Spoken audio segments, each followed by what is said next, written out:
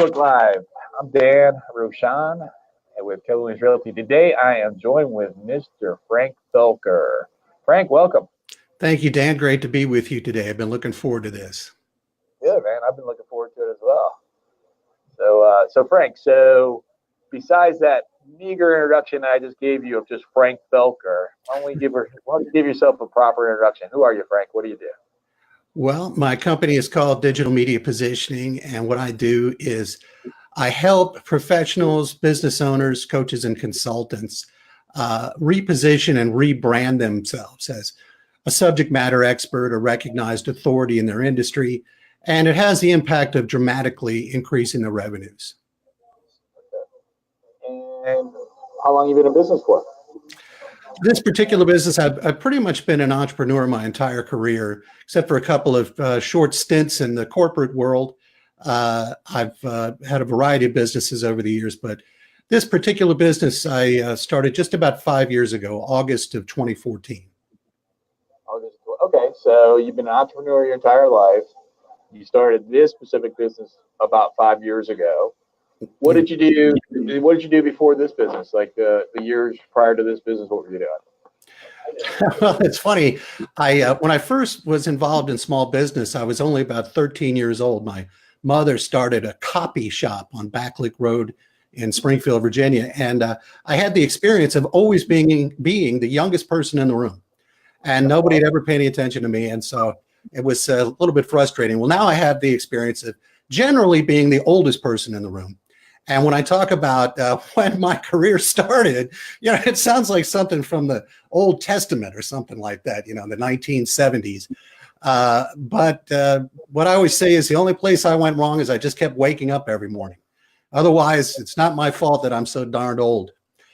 And but have been involved in a lot of ventures. The copy shop turned into a pretty good sized printing operation. After that, I got involved during the .com era in a printing.com where we raised over $3 million in seed capital, venture capital, that kind of thing. But then we blew up along with the rest of the venture world. After that, I've had a variety of different businesses that focused around marketing. When I was in the printing business, we did some printing that was not marketing oriented, like books of textbooks and a variety of other things. But most of the printing we did was marketing oriented, flyers, brochures, this type of thing. And when computers and the Macintosh and so forth showed up, I really was attracted to that. And I was actually doing online commerce before the internet was created, using something called a bulletin board system. So I've always been attracted to marketing and computer technology. So just prior to starting Digital Media Positioning, I was doing sort of more traditional web development, social media marketing, that kind of thing. Got it. So this particular business, so when you started 5 years ago, what did you see? It seems like you've always been an entrepreneur. You've always understood the power of marketing and advertising. What was your vision for your business, say 5 years ago? Has that evolved? What was it then and what is it today? Well, I was, as I said, I was doing the web marketing, a little bit of mobile marketing as well. And I was introduced to an idea called authority positioning. And it's exactly as I described at the beginning of our talk. It's positioning yourself as a recognized authority in an industry in order to attract higher paying clients, have less friction in the sales process because people see you as the easy choice. And I realized this was something I'd done late in my printing career, where I snagged myself a monthly column in the industry's largest trade magazine. I was speaking on stages across the country and internationally on topics regarding digital printing and doing a lot of consulting, newsletter publishing, and that kind of thing. And I recognized that without knowing it, that's what I had done for myself 15, 20 years ago. So when the idea was presented to me as a service that I could provide to other people, I thought, wow, that's perfect. I've done all these things already. I've seen the power of it and how effective it is. I know how to do all the graphics and the technology and the video and everything else. So it just made sense for me to step into it. And since then, I have one of the biggest deliverables that I offer is creating published authors, taking somebody who doesn't have a book and turning them into a published best-selling author. And so far, I've published 20 titles in 43 different editions, audio, hardcover, paperback, Kindle, and so forth. So I would say that my perspective has changed, as I'm sure you would agree with your career in real estate. No better way to learn than by doing, and the more you do, the more you learn, and the more you learn, the more your perspective evolves. Do you remember your first sale? My first sale in this business, boy, that's a tough one. Hey, real quick, is there too much background noise? Can you hear all that background noise where I'm at? Hope it's not. I do hear the background noise, but I can still hear you as well. Fantastic. Okay, sorry to interrupt you. First sale. Tell us about the first sale. Well, that's a tough one. Because I've done so many of them, I don't recall the first one. Sorry, I'll have to pass on that one. If it occurs to me, I'll come back to you with it. Okay, best sale. I'm sorry? Best sale. Best sale? Yeah, the best sale I have had is with the guy, I think I have a copy of his book here. His name was Martin Sines. And Martin wrote this book, Note Investing Made Easier. He was had a very successful federal contracting business, he and his wife, and they started investing in real estate. Then they started investing in distressed mortgage notes. Then one day somebody told him, Martin, you really know this stuff cold. You should write a book about it. He said, I don't know how to write a book. Guy said, meet Frank. So we published this book May 5th, 2017. And 7 months later, he had generated over $150,000 in sales from this book, not from selling the book, but for selling his consulting and mentoring services. And another reason why I really point to this sale is because of the impact Martin's teaching has had on his students. I really enjoy helping other people, but when I help other people help their people and then see the testimonials that come back, that's probably the most satisfying feeling I get. How did Martin find you? How did he find me? Yeah, he was referred to me by a mutual friend. Okay. Was this an acquaintance? Was this a business connection that you had? Or, was it? All three of us at one time or another had been members of BNI. And in fact, at one point, Martin's wife, Ruth, and I were in the same chapter in Springfield. All right, cool. And tell us what BNI is for those that may not know. Yeah, BNI is Business Networking International. I think I saw just recently there's several thousand chapters in a large number of countries around the world and 250,000 individual entrepreneurial members, I believe. That's cool. That's cool. So I think you're successful. What do you attribute your success to? One thing I have always differentiated myself on is being sort of a bleeding edge innovator. Not so much innovating as much seeing what's going on and what could be possible here in the near future and grabbing hold of it. I would say, though, over time, my success is more attributed to me dialing back from that because being that early innovator, the bleeding edge, you're the one who has all the arrows in your back. And even if you see the value, if your clients don't see the value, there is no value. If you can't get anybody to pay you for what it is you're talking about, you have nothing. So I would say one thing that I've done is to dial it back a little bit. Instead of being that very first early adopter, I'm back up the curve good ways now. Okay, so that makes complete sense. So that's a great lesson. I want to make sure that the viewers got that. Is being an innovator, being that first one out there, perhaps you may be able. There's a pro and con to both, right? So you could potentially be the one, the Uber or the Netflix. Yeah. You can potentially. I love what you say. Have a bunch of arrows in your back as well.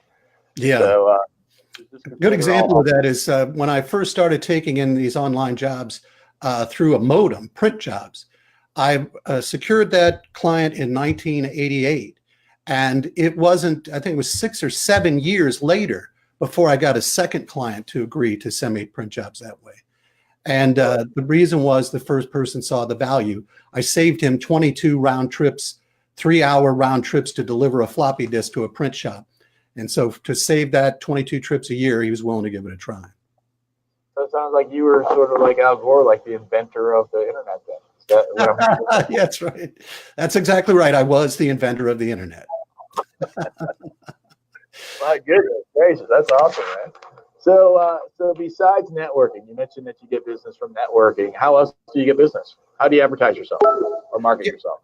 I do a lot of content creation, and it's a lot of what as I recently sent in an email, I'm eating my own dog food.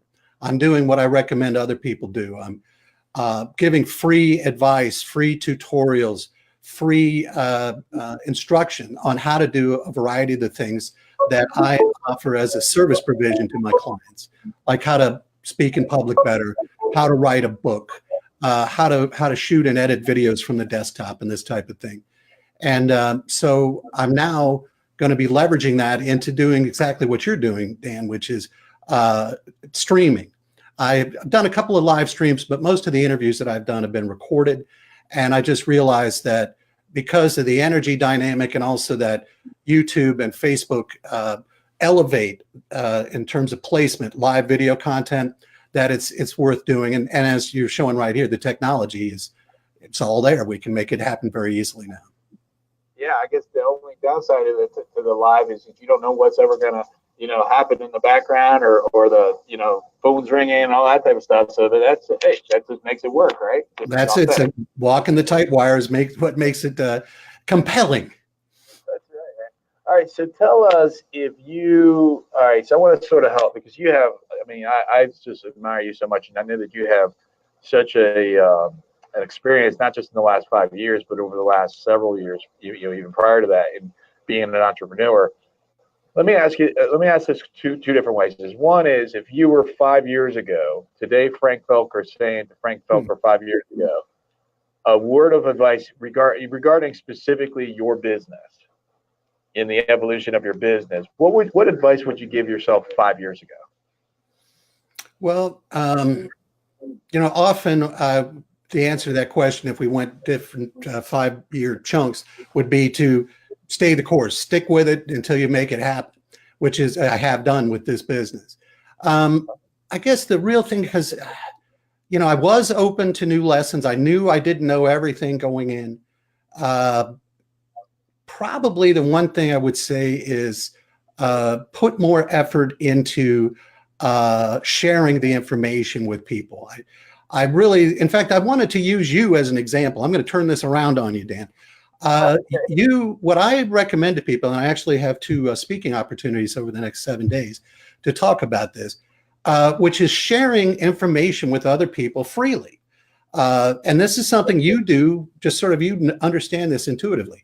Every week you produce a video that talks about either buying or selling a home in Northern Virginia. You distribute that on the web. You put it on Facebook. You put it on LinkedIn. You send it out in email, and you do it consistently over and over again. And that's the essence of digital media positioning, is positioning yourself as the generous educator and sincere advocate for the success of your tribe, your target market, your peeps. And I wanted to bring that example up because it makes it so easy to understand what it is I'm trying to help other people do. You understand it intuitively. You have a team of people who are helping you make it happen every week. But not everybody has that, and not everybody has the energy and intensity that you have to power through and make it happen every week. So, not everybody has that, but I would say almost everybody has one of these. So, a worst case scenario, just you could always use that. Oh, look, it's ringing right now. Maybe that's one of those plans. It's a new customer. I gotta go. Anyway, all right, so Frank, so let's take back, say, 20, 25 years ago.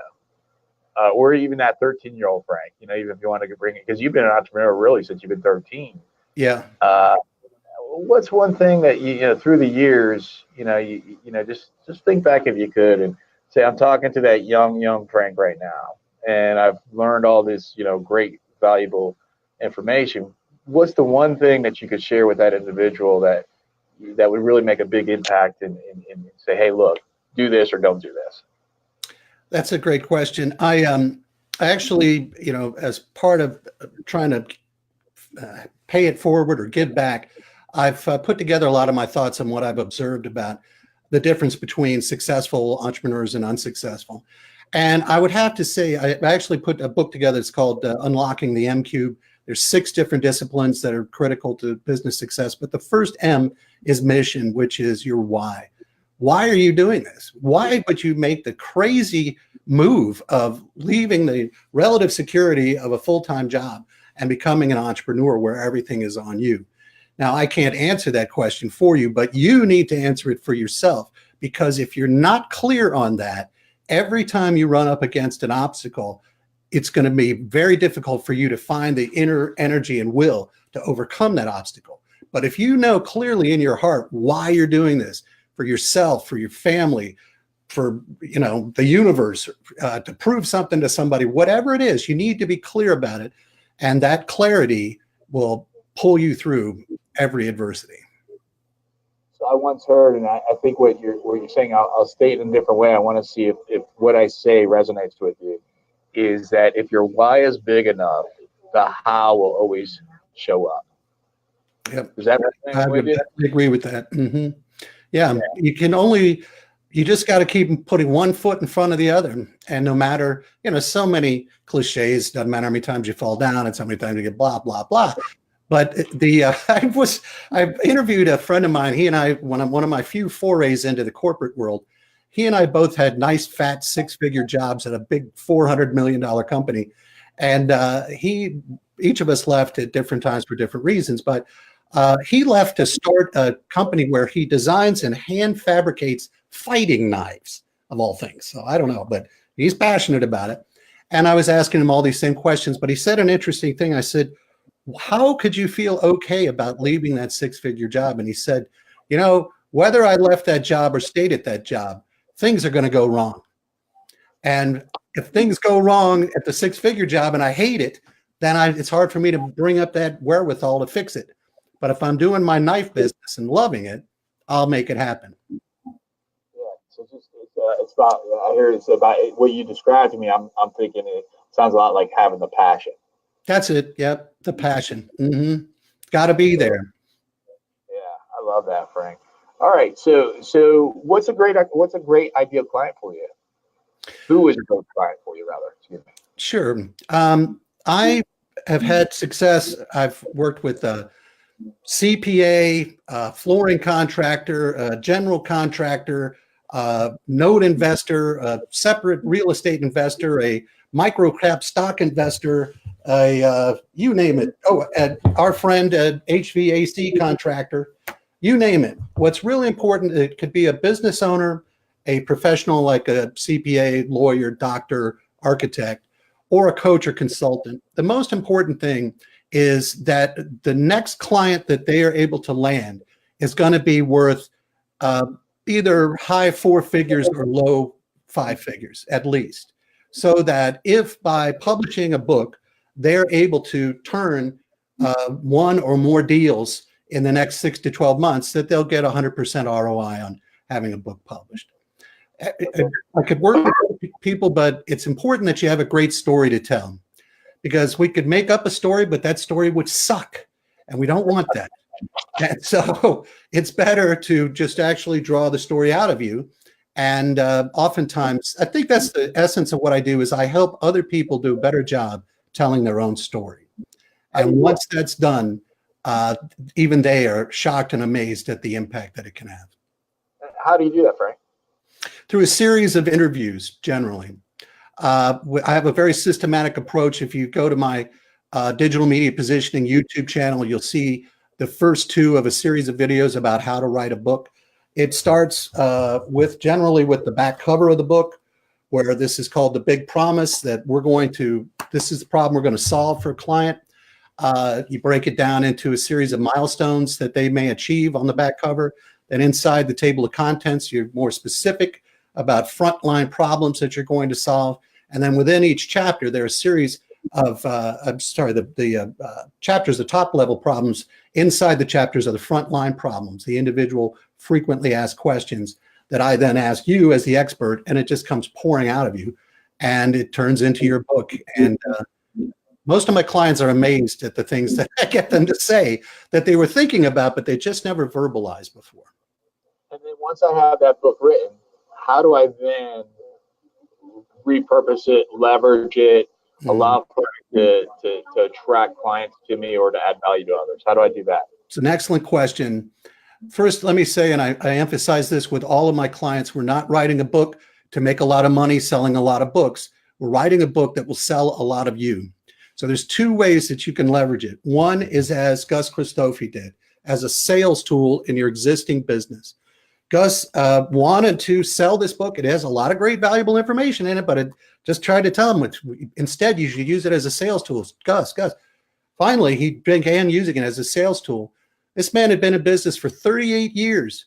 In the 39th year, after his book came out, his sales went up 61% because his book positioned him as the expert on the topic, the guy who wrote the book.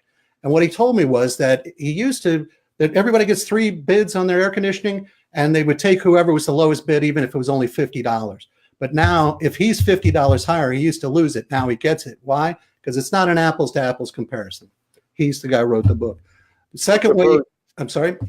Before you go, so conversion is the first way. It's like creating so that you're the authority, so that you have credibility. Is that what I'm hearing you say? That's true, but that's a different spot along the buyer's journey. What you're referring to is more of a marketing thing where I'm positioned as the expert in HVAC. That's why you call me in the first place. The second spot is the conversion at further down the life cycle, where you choose me because I'm the expert. And what you take my bid, you take my proposal because of it as a closing tool. So one of them is more of an attraction tool, and the other one's a closing tool. But entirely separate of that, the way you can leverage it is the way that Martin Saenz did, which he created an entirely separate information business. And in addition to the services he provided as a note investor, he now has an entirely new channel of income, which has to do with providing information. He sells online courses. He sells live workshops. He sells $25,000 mentorship packages that have a waiting list. So it serves both of those. Those are the two primary ways you can leverage it. Okay. All right. So it could be a part of another of an information providing service, Mm-hmm. and then it can be a part of the sales cycle, whether it's promoting or converting. That's right. Can I understand correctly? Mm-hmm. All right. Awesome. All right. So Frank, so if I'm a business owner and I like what you're saying to me right now, and I do, by the way, how do I get in touch with you? Okay, digitalmediapositioning.com is the website, but I would think you'd probably learn more and more quickly about me and working with me by looking for me on YouTube, LinkedIn, and Facebook.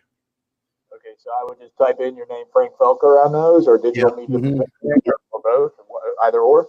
Yep, either digital media positioning or Frank Felker. I think you'll find me pretty quickly, or just run a Google search on Frank Felker. All right, cool. I hope they got rid of that thing that you did that one time, but then we'll talk about that another time. Yeah, lucky for me, there was a terrible criminal in upstate New York, had same first name, last name, and middle initial. Thank you. That was really? Yes, but he's gone off of the Google search results now. Thank goodness. Oh my goodness. All right, well, Frank, I really appreciate your time today. I love just getting to learn more about you, and thank you so much. I know that this is valuable to our watchers, and thanks so much. Thanks so much for having me, Dan. I really enjoyed it. All right, take care, Frank.